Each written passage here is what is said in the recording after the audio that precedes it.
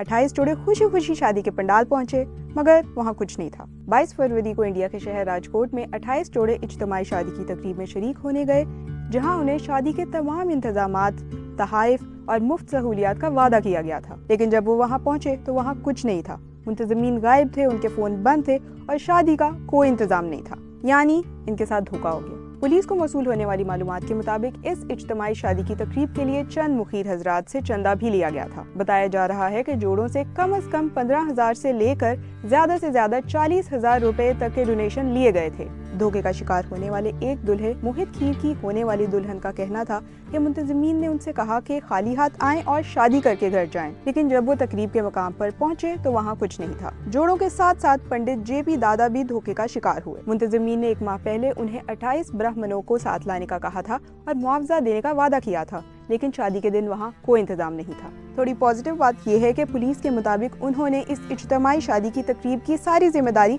अपने कंधों पर ले ली है। उनका कहना है कि 3 से 4 जोड़ों की शादियां शुरू हो गई हैं। इसके अलावा पुलिस ने मरकजी मुंतजिम समेत कुल 6 अफराद के खिलाफ मुकदमा दर्ज करके उनमें से 3 को गिरफ्तार कर लिया है और बाकी 4 की तलाश जारी है।